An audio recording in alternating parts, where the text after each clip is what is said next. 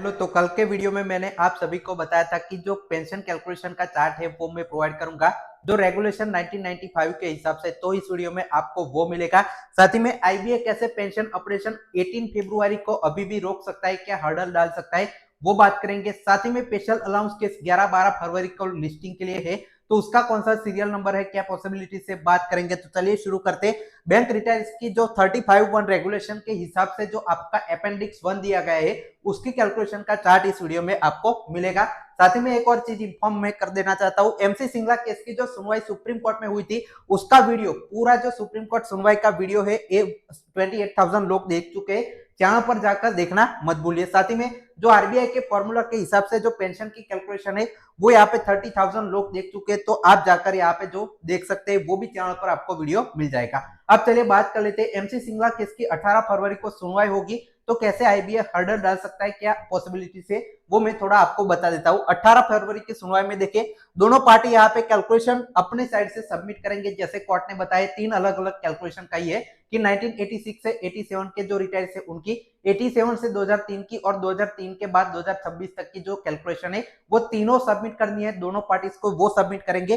फिर supreme court उसको यहाँ पे ओवरव्यू करेगा और उसके जो आपके डेटा के हिसाब से फाइनल डिसीजन दे सकता है। लेकिन देखिए IBA can become hurdle, can take next adjustment, मतलब आईबीए अपनी ओर से कोई बहाना बना के इस पर जो 18 फरवरी है तब आपका केस का फाइनल वर्डिक्ट रोक सकता है, वो कह सकते हैं एडजमेंट के लिए। साथ ही में वो यहाँ पे कुछ महीनों का डिले भी कर सकते हैं कि हमें जो कैलकुलेशन है फंड मैनेजमेंट है वो करने में थोड़ा टाइम दीजिए, 2-3 महीने, ऐसे करके पूरी डेट यहाँ पे टाल सकते हैं। तो आईबीए के पास अब कोई ऐसा रास्ता नहीं है कि वो खुद से यहाँ पे कोई आर्ग्यू कर सके, क्योंकि कोर्ट ने ऑलरेडी कहा है कि आपके जो रेगुलेशन में लिखा है उस हिसाब से आपको यहाँ पे पेंशन का जो पेंशन है रिटायर्स को देनी है, और रेगुलेशन में साफ साफ लिखा है कि जो बैंक रिटायर्स है उनको पेंशन और basic pension time to time बढ़ाकर आपको देनी है। तो आईबीए के पास अब रास्ता नहीं है, उनके पास सिर्फ एक बहाना बनाकर इसको यहाँ पे टाल सकते हैं, केस की जो सुनवाई है वो रोक सकते हैं। आगे फिर कोर्ट है वो, जैसे आपने 10 साल तक वेट किया वैसे कोर्ट में अगर तारीख पर तारीख आती गई तो आपका केस डिले हो सकता है।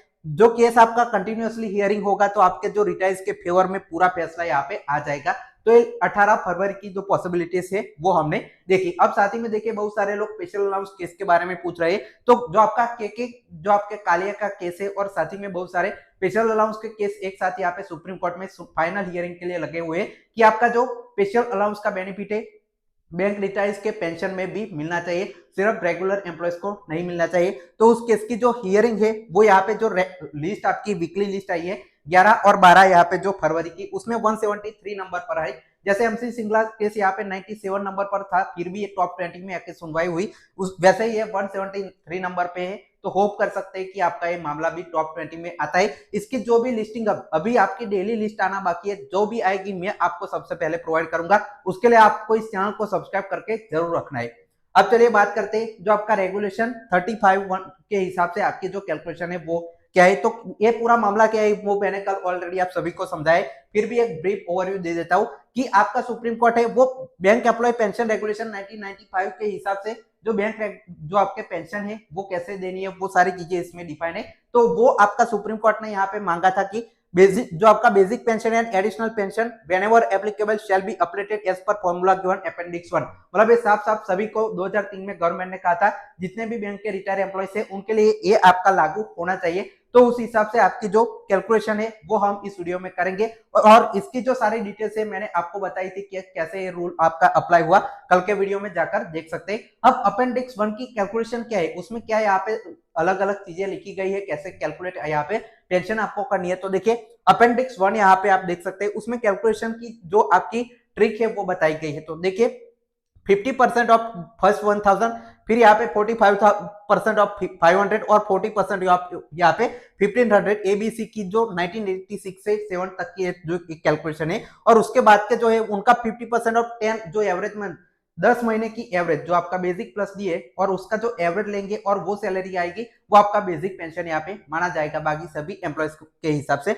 और उस पर आपका डीए का बेनिफिट आपको देना है। तो ये बेसिक इसका मीनिंग है। अब इसका जो चार्ट है वो जारी हुआ है, मैं आपको चलिए वो पूरा चार्ट यहाँ पे दिखाता हूँ। तो ये चार्ट कैसे है, तो देखिए note the chart is as per appendix 1 जो आपका if updated on each settlement, मतलब जितने भी सेटलमेंट हुए उसमें अपडेट होता है, और जो आपका चार्ट है वो अपेंडिक्स 1 के हिसाब से है। of Regulation 35(1) of a BEPR 1995 and not RBI formula, मतलब ये RBI के फॉर्मूला के हिसाब से नहीं है, BEPR में जैसे अपेंडिक्स 1 में लिखी गई है कैलकुलेशन, उस हिसाब से पूरा आपका चार्ट है। तो अब चलिए जो आपका पूरा चार्ट है वो मैं आपको दिखाता हूं। तो ये चार्ट आपका 12 बीपीएस से भी ये कंपेयर करता है और आपकी जो सैलरी है वो सभी स्केल की, सब स्टाफ से लेकर जो आपका स्केल 7 तक की जो सभी की मिनिमम मैक्सिमम सैलरी भी यहाँ पे दिखाता है। तो देखिए मैं आपको थोड़ा सा समझाने की कोशिश करता हूँ। तो ये आपका 6 बीपीएस है, उसका इन्होंने एग्जांपल दिया है मिनिमम मैक्सिमम के हिसाब से। सब स्टाफ की देखिए यहाँ पे 1500 सपोज उनकी बेसिक पेंशन यहाँ पे मिनिमम थी। डीए अभी आपका 2026 में फरवरी का इन्होंने लिया है 790, तो यहाँ पे इसका डीए बन जाएगा 11,662। 6 बीपीएस की सैलरी कैसे इन दोनों का यहाँ पे मिला देंगे तो इतनी हो जाएगी, और पेंशन जो बनता है वो यहाँ पे ग्रोस इतना हो जाएगा डीए के साथ। अब इसका जो डिफरेंस है, ग्रोस पेंशन यहाँ पे जो बेसिक सैलरी आपकी बन जाएगी दोनों को मिलाकर, और उसका जो 12 बीपीएस से डिफरेंस आप देख सकते हैं 7233।